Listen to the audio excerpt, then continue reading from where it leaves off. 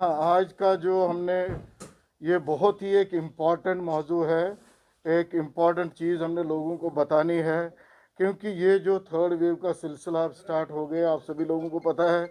यहाँ ज़्यादा जो लोग हैं होम आइसोलेशन में रहेंगे, क्योंकि आप देखिए कि जो भी हमारे पॉजिटिव आ रहे हैं या तो एसिम्टोमेटिक है, उनको कोई सिम्टम ही नहीं है, या माइल्ड सिम्टम्स है।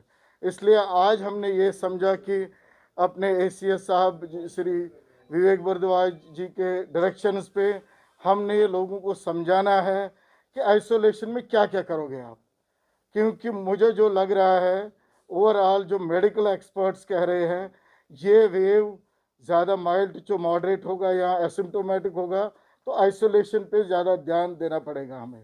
बाकी जो मेडिकल ट्रीटमेंट है, चाहे किसी भी लेवल पे है, उस पर हमारे डॉक्टर्स है, मेडिकल टीम्स है, गवर्नमेंट लगी है, ऑक्सीजन है, हर कोई चीज़ है। तो मैं ये आपके साथ इसलिए शेयर करता हूँ, 6M का हमने ख्याल रखना है। Mixing, monitoring, medicine, meals, mindset and activity, moment towards hospital. ये जो एक्सपर्ट्स ने डिवाइस किया है कि अगर कोई घर में रहेगा तो कैसे रहेगा, जो ही कोई पॉजिटिव, चाहे उसको सिम्टम होंगे या नहीं होंगे, तो आइसोलेशन में जाना है। अगर घर में जगह है, वेल वेंटिलेटेड होना चाहिए, आयरी रूम होना चाहिए, अगर वॉशरूम अटैच हो तो वो ज़्यादा अच्छा है। तो यानी कि उनको अपने को आइसोलेट करना है, और ख़ासकर they have to stay away from elderly. घर में कोई बुज़ुर्ग है उससे भी दूर रहना है, किसी को कोमॉर्बिडिटी है उससे दूर रहना है, प्रेग्नेंट कोई लेडी है उससे दूर रहना है, बच्चों से दूर रहना है, सबसे दूर रहना है। उसके बाद आइसोलेशन के बाद जो और एक इम्पॉर्टेंट चीज़ है वो है मॉनिटरिंग। यानी कि अगर एक पॉजिटिव केस निकला, ये अपने आप को कहाँ रखेगा, कैसे रखेगा, क्या करेगा। मॉनिटरिंग में टेम्परेचर आता है, ये देखना है कहीं फीवर तो नहीं है, दिन में 3-4 बारी वो फीवर चेक कर सकता है, उसको वाइटल्स मॉनिटर करने हैं, और कुछ और चीज़ें देखनी है। जो सिम्टम्स, अगर किसी को खांसी नहीं है, खांसी लगे, ज़्यादा परसिस्टेंट कफ होगा या ब्रेथलेसनेस लगे, उस टाइम कंसर्न है। अदरवाइज जब तक ये एसिम्टोमेटिक है, माइल्ड सिम्टम्स है, टेम्परेचर भी उसका अगर हायर लेवल पे होगा ही, लेकिन बहुत ज़्यादा नहीं है और बहुत दिन नहीं रहेगा, उसके लिए वो पैरासिटामोल ले सकता है, मेडिसिन ले सकता है। और हमारे हर एक डिस्ट्रिक्ट लेवल पे, इवन डिविजनल लेवल पे भी कॉल सेंटर से अपने डॉक्टर को कॉल कर सकता है। उसके बाद जो मील्स का है, यानी कि इसमें खाना खाना बहुत ज़रूरी है, अच्छा खाना ज़रूरी है, प्रोटीनिशियस डाइट होना चाहिए। जैसे कि एग है, मीट है, सोयाबीन्स खा सकता है, और लो कार्बोहाइड्रेट। मगर एक चीज़ मैं ज़रूर बोलूँगा कि पानी बहुत लेना चाहिए। और आजकल जो विंटर है, गर्म पानी ले लें, गर्म पानी ले लें, खाना हेल्दी रखे, आइसोलेशन में रहे। उसके बाद एक पॉजिटिव माइंडसेट, वो भी बहुत ज़रूरी है अगर आपको अपनी इम्यूनिटी बूस्ट करनी है। इम्यूनिटी पॉजिटिव माइंडसेट से बूस्ट हो जाती है। उनको ये कि एक्सरसाइज करे, योगा करे, अपना कोई अपने रिलीजन के हिसाब से अपने तरीके से वर्शिप करे, टाइम उससे उनका उसका टाइम भी निकलेगा। और उनके लिए एक्सरसाइज, ये माइल्ड एक्सरसाइज बहुत ज़रूरी है। कमरे में ही घूमे, कुछ और भी करे, लेकिन एक्टिविटी करे। उसके बाद मूवमेंट टूवर्ड्स हॉस्पिटल, जो बहुत इम्पॉर्टेंट है। हालांकि ये सारी चीज़ें जो है घर में करी जा सकती है। इसको खुद भी एक, ये जो पेशेंट है इसको भी खुद भी एक जो वेल बीइंग आएगी। सपोज 2 दिन 3 दिन इसको खुद को लगेगा, नहीं मैं, मुझे अभी तक लॉस ऑफ एपेटाइट था, मैं खाना नहीं खा पाता था, अब मैं खा रहा हूँ, मुझे फीवर था, कम हो गए। इसको खुद में भी ये लगेगा, हाँ मैं ठीक हो रहा हूँ। इन चीज़ों पे नज़र रखनी है। लेकिन आइसोलेशन में कोई अगर ये क्या देखा गया, 1 दिन 2 दिन और कुछ नहीं हुआ यार, आप ठीक हो, सभी लोग आते और उसी रूम में घुस जाते हैं। यहाँ घर वालों में ऐसा नहीं करना है। मेहरबानी करके ऐसा ना करें। बराबर 1 हफ्ता ये आइसोलेशन में रहे, पूरा घर वालों से दूर रहे। चाहे कोई रिलेटिव आता है, कोई आता है बाहर से ही, खबर पूछी करे या फ़ोन पे करे या वीडियो कॉल करके करे, लेकिन इसको 8 दिन ये एहतियात लेना बहुत ज़रूरी है। और हमारे जो कॉल सेंटर्स है, हालांकि डिविजनल लेवल का मेरे पास नंबर है भी, और हमने ये इसके लिए लिटरेचर भी बनाया है। जो हर एक जगह हम रखेंगे, हर एक लेवल पे हम रखेंगे कि इसको क्या करना है क्या नहीं करना है। बाकी जो इसके बाद ट्रीटमेंट वाला पार्ट है वो हर एक लेवल पे हमने अवेलेबल रखा है। आज भी हमारी डॉक्टर्स की ट्रेनिंग चल रही थी।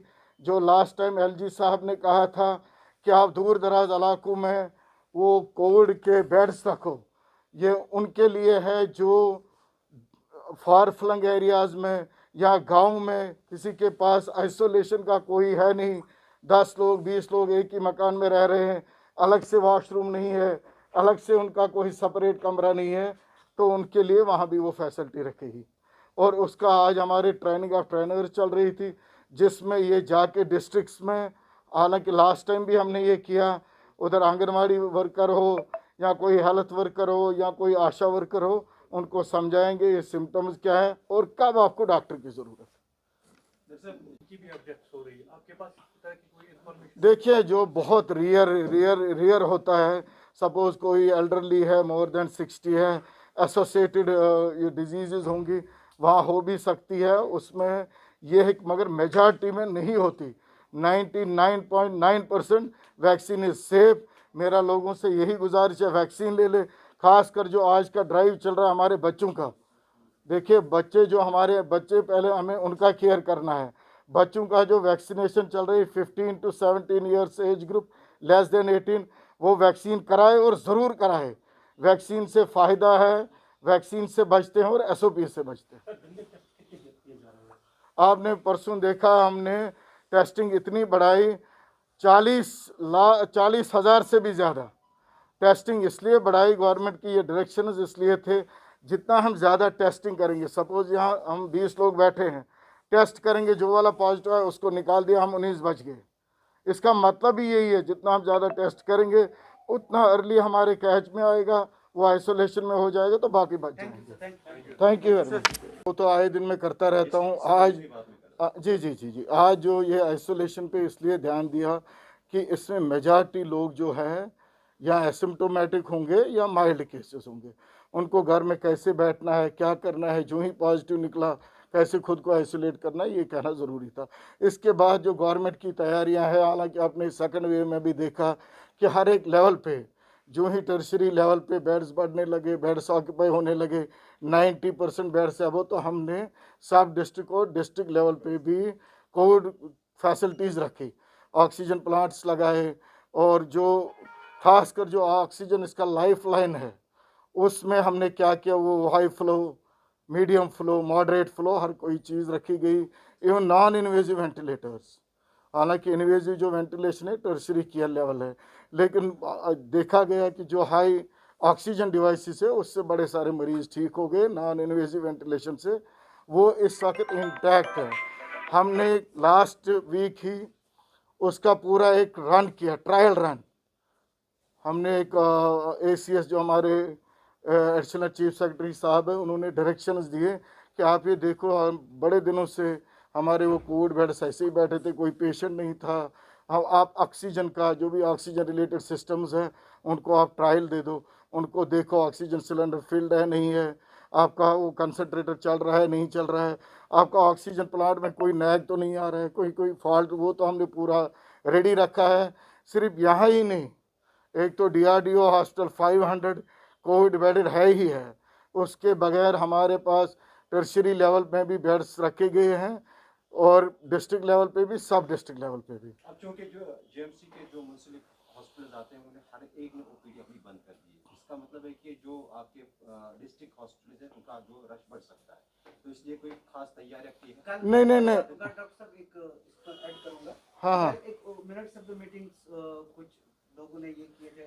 नहीं, वो जो मिनट्स, देखिए आप देखिए गवर्नमेंट कितना सीरियस है। आपको तो खुद को पता है, LG साहब हर हफ्ते मीटिंग लेते हैं, CS साहब हर हफ्ते लेते हैं, और हमारे ACS एडिशनल चीफ सेक्रेटरी साहब हर दिन मीटिंग लेते हैं, कि हम ओवरऑल सिचुएशन देखते हैं कि कहाँ क्या कैसे करना है। वो जो मिनट्स निकले थे, मैंने डिविजनल कमिश्नर साहब से भी बात करी, अभी एक मेरा ऑर्डर आ रहा है, अभी जो ये रहेगा OPDs भी चलेंगे, IPDs भी चलेंगे, और सर्जरियाँ भी चलेंगी। हमारा कोड और नॉन कोड अभी ऐसे ही चलेगा एज़ पर द डायरेक्शन। वो ड्यूकॉम साहब से भी हमने ये बात करी, और फिर अपने एडिशनल चीफ सेक्रेटरी साहब से भी, एडवाइज़र साहब से भी बात करी। अभी जो हमें लग रहा है वो हम नेक्स्ट कोई आने वाले टाइम में अगर हमें लगा मोर देन 50% बेड्स हमारे ऑक्यूपाई हो जाएंगे, चाहे वो कोई भी लेवल हो, उसके बाद ही वो डिसीजन लिया जाएगा। वो तो मिनट से भी थे, ऑर्डर नहीं था। वो जो कन्फ्यूजन है आज दूर हो जाएगा। लेकिन जो गवर्नमेंट के डायरेक्शंस है, अभी तक आप देखिए DRDO में भी उतने पेशेंट अभी एडमिट नहीं है, डिस्ट्रिक्ट लेवल में भी उतने पेशेंट एडमिट नहीं है। तो हमें खामखा नॉन कोविड जो हम नहीं करेंगे, मुझे लगता है in the interest of public, in the interest of people and in the interest of our own patients, हमने दोनों सिस्टम रखे। कोविड भी नॉन कोविड भी अभी चलेगा, बिल्कुल चलेगा जैसे पहले चलता था। ऑपरेशंस भी होंगे, OPD भी चलेगा। लेकिन दो चीज़ें हमने ज़रूरी रखा, एक तो SOPs का वहाँ बहुत स्ट्रिक्टली ध्यान रखा जाएगा, और जो भी हॉस्टल के अंदर आएगा उसको रैट टेस्ट के बाद ही अंदर आना होगा। सर एक और सवाल है सर, कुछ खबरें सर